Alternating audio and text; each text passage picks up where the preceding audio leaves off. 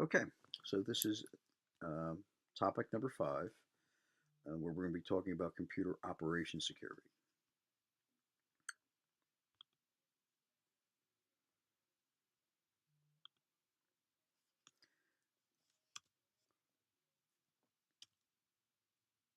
So really, we've talked about different pieces. So we've talked around, this overall vision of an overall security plan. So like in chapter four, we talked about application development security. In this case, we talk around security of the operation, defining it as the different measures to ensure continuous functioning of enterprise operating environment. Um, Made up of people, infrastructure, information network, and other resources, everything you that make up part of the operational um, environment. So, things your objective is really to maintain the operational resilience, minimize disruption to organizational activities. By doing a look ahead, figuring out what potential causes of disruptions will be, maintaining the systems and processes for applying appropriate response. You know, Part of this is also identifying, your key assets. What do you want to protect? What do you need to protect? Not everything has the same level of protection. Some things are more important than others. So understanding that and dealing with it in appropriate fashion. Um, Things around also maintaining system accounts. Making sure that accounts are protected. That there's procedures and protocols and controls in place to be able to deal with this stuff. And then the security services. There's, basically as part within an organization, there's different pieces of the organization that are focused specifically on, implementing um, and managing the security controls. So these are like change management, problem management, security procedures. Doing things like user provisioning, help desk reporting, and service improvement practices. So there's a whole bunch of different kinds of controls that are wired into this. So we talk around things like directive controls versus preventive controls. Basically, those are the directive controls define the acceptable, rules of acceptable behavior. Preventive controls, identify actions that violate policy or threaten resources. Deterrent deterrent controls are designed to discourage individuals from doing this. What are the impacts? What are the downsides, the punishments associated with violation of both directive or preventive controls.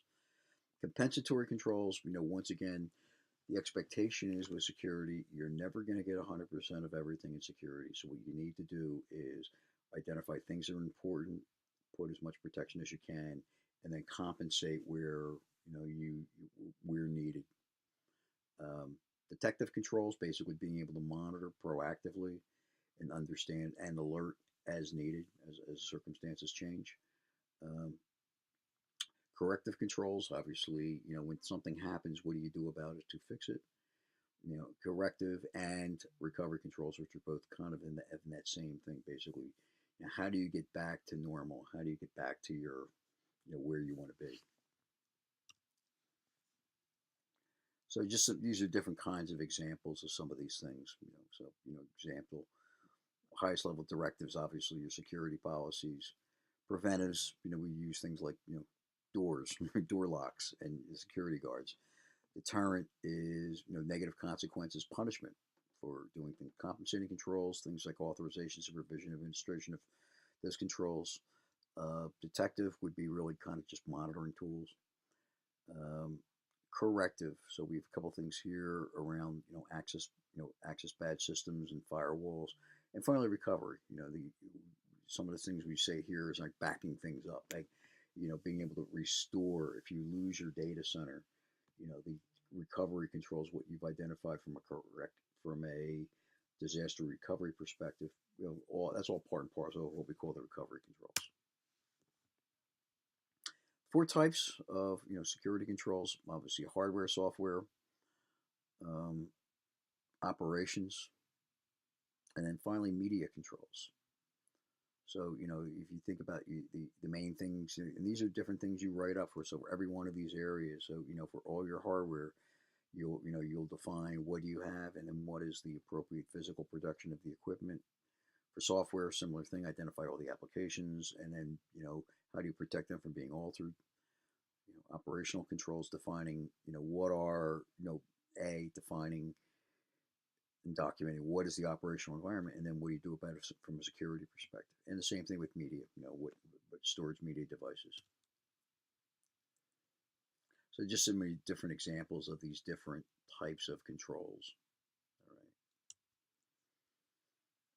So things in a data center, there's a lot of stuff that goes on in a data center, data processing facility.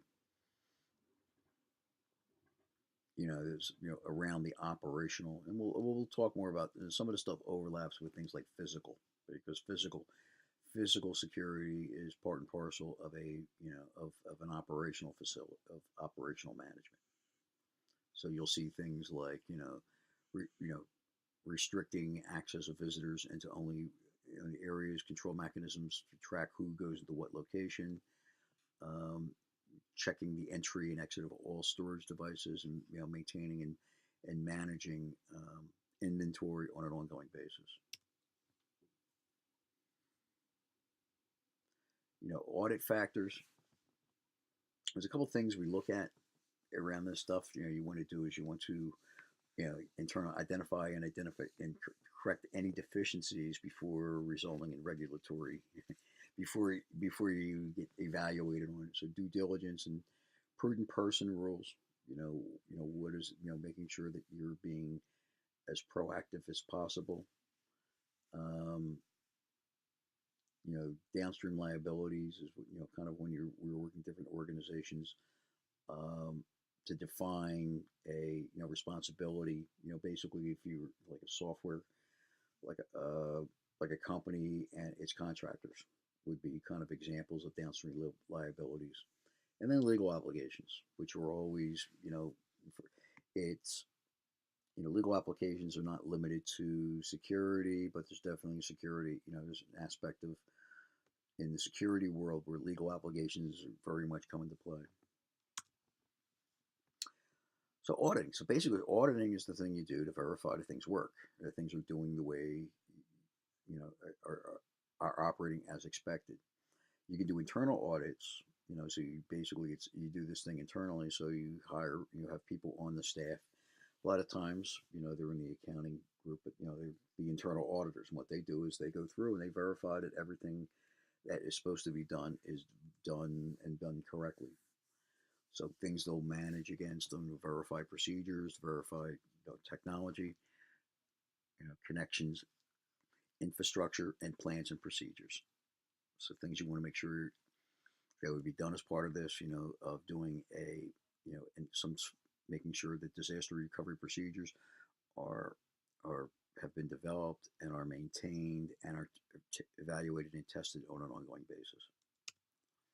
External audits is basically from an external. So this would be like an auditor, and like from an accounting company, somebody coming in and verifying, kind of doing what the internal auditors do, but with a different perspective. Somebody from the outside coming in and doing an evaluation of kind of inbound, outbound security access control programs and things of that nature. So a couple different things that you would see around this stuff. External access into the network.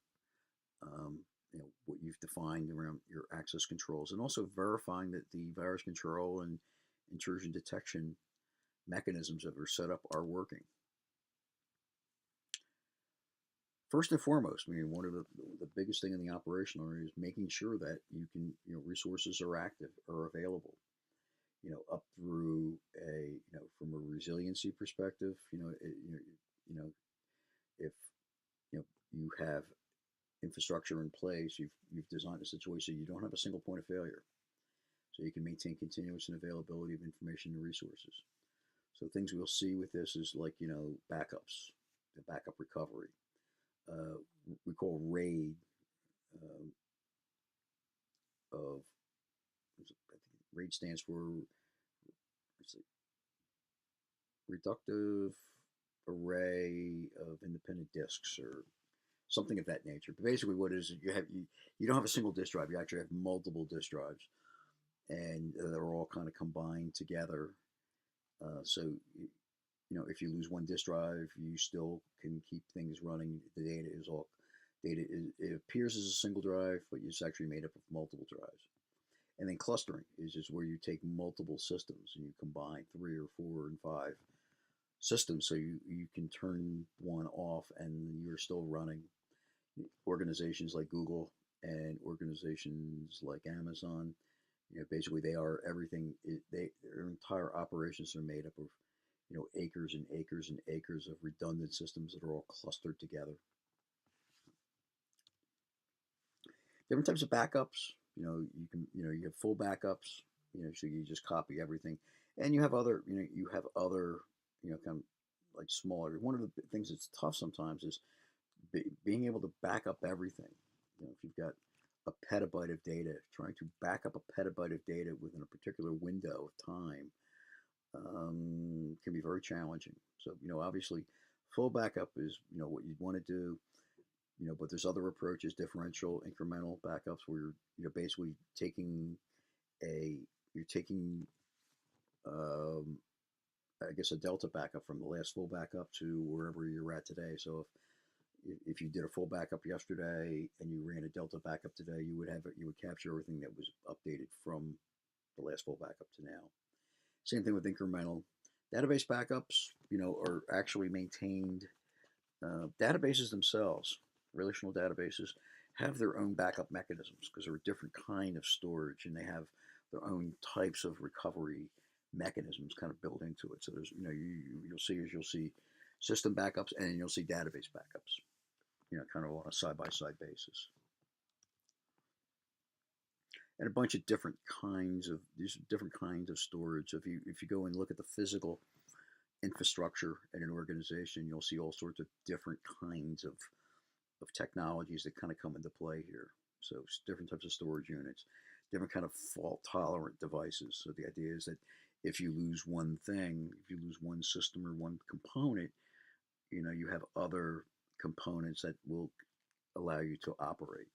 Right? So things like data mirroring.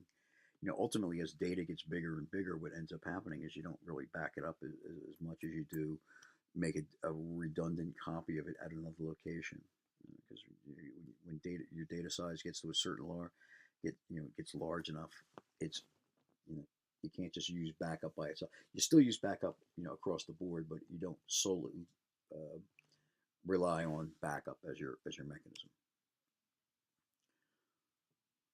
So there's just some examples of procedures of what you would do from a I guess from an operational perspective, kind of look at monitoring activities, and obviously what you would do with this stuff is identify what your baseline would be for the organization, baseline behavior, performance, using that as a something you would go back and double check against.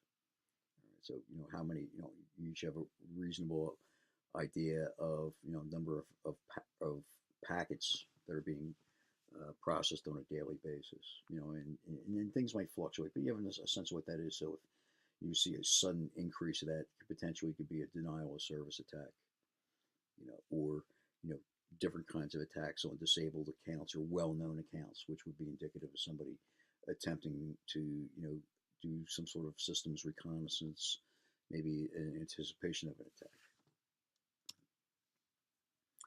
So configuration management, once again, this is another full-time, full-time job in organizations. Basically, how do you control how things are changed? Usually, what will happen is you'll set up everything up, and everything's working, and okay, but the thing is, you have a lot of different types of components, and a lot of these components will have to integrate, will interoperate with each other. So the challenge a lot of times is making sure that changes only go in after they've been appropriately tested. You understand when changes are going in. You're able to back changes out if they do something unexpected. Right? So there's a whole series of procedures that are around this change management. Like I said, is a full-time job from an operational perspective of making sure that changes do not go in uncontrolled, untested, because that's how you really very easy way to basically blow your system up is just start pumping changes into it without testing anything. And in conjunction with this, the way you do it, because changes will occur. So it's not a matter of saying, okay, well, the way we'll protect things, we'll just won't do anything. That's not an option. So changes are going to be inevitable, but the whole idea is that you manage the change. So the idea is you set a procedure for, formally, identifying, putting a request in, reviewing it, having the appropriate people sign off on it, testing it, verifying it, and seeing it through as it goes into an implementation. All right. And this needs to be done on a consistent basis across the organization. You look at a data center and the complexities of a data center. It does not take much to mess things up. One badly applied patch, one badly applied change into a system can wreak havoc. So this change management process and the disciplines associated with it really pretty important. Operating systems, so dealing when you're running computers and operating systems, you can, if you have a problem, one way you can correct it is you do a system reboot. You shut it down in a controlled fashion and you bring it back up. And theoretically, everything should work. If you have a problem, problems will occur. When you bring it back up, things should be stable, or you get back. Maintenance, you'll see things like emergency restarts or cold starts. These are all these are like a hierarchy. So obviously, doing a reboot could potentially disrupt operations. So understanding all this stuff, this is like a last resort, and it needs to be done under controlled circumstances. When people pulling plugs and putting them back in willy-nilly across the organization, because sometimes that does more damage than good.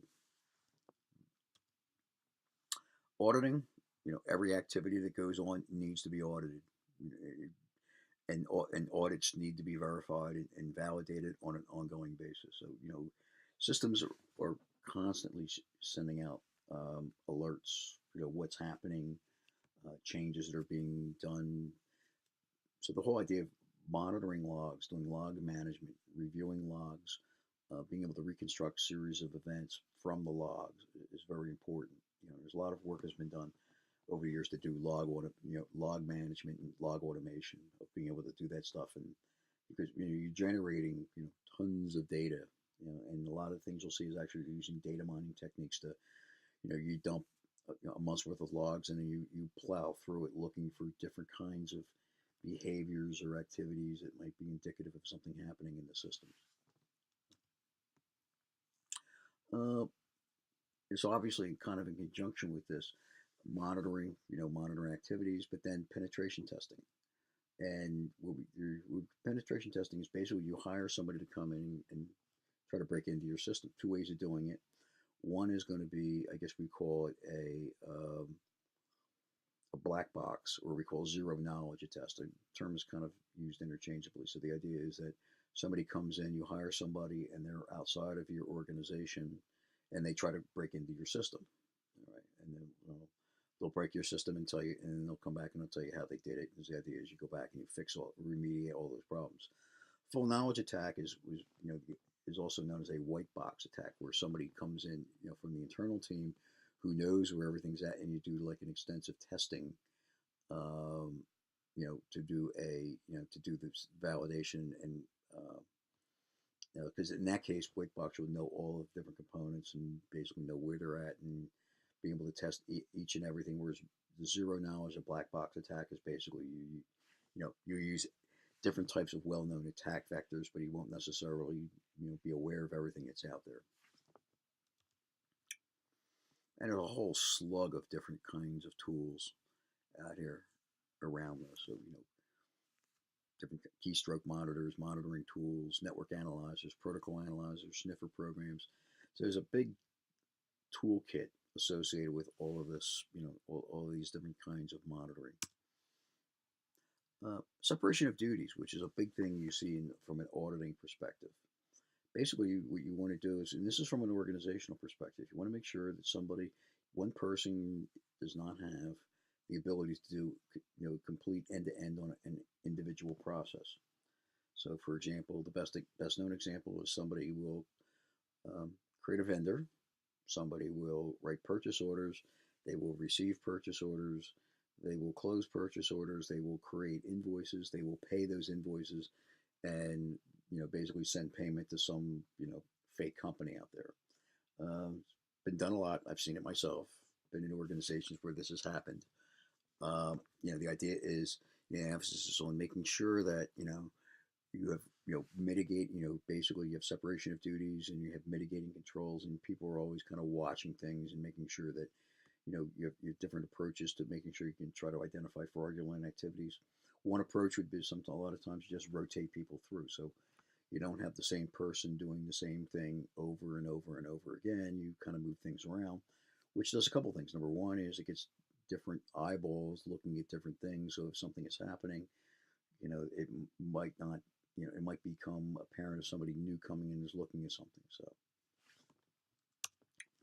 and then least privilege. We've talked about least privilege. The idea is that you only allow for the minimal uh, access requirements. So, as opposed to, the only thing you get should be the rights and privileges to assign, to execute, assign responsibilities. And it's hard to do because the easiest thing to do is get full privilege, right? So, and trying to figure out what is the minimum that you have to give is sometimes can be a lot of work. So, but the idea is that's the direction you have to go in. So it's not a matter of well, it's too hard to figure this out. It's not too hard to figure it out. It has to be figured out. You cannot give system level access to everybody, even though it does speed things along. And this is just some guidelines around separation of duties, different ways these things can be done. Media security labels. There's a lot of different kinds of data floating around and different kinds of storage. So tapes and discs and you know things that are out there. So the idea is managing that once again a full time job, maintaining and tracking stuff. Because once again, if you write something out to a tape like a backup tape, it does not necessarily go away. So you think it's going away, but just because you throw it away does not necessarily mean that the data is gone. I mean, you've physically thrown it away, but the data can be accessed and reviewed, and whatever's on it can be made accessible. So the idea is that this is different kinds of data shredding.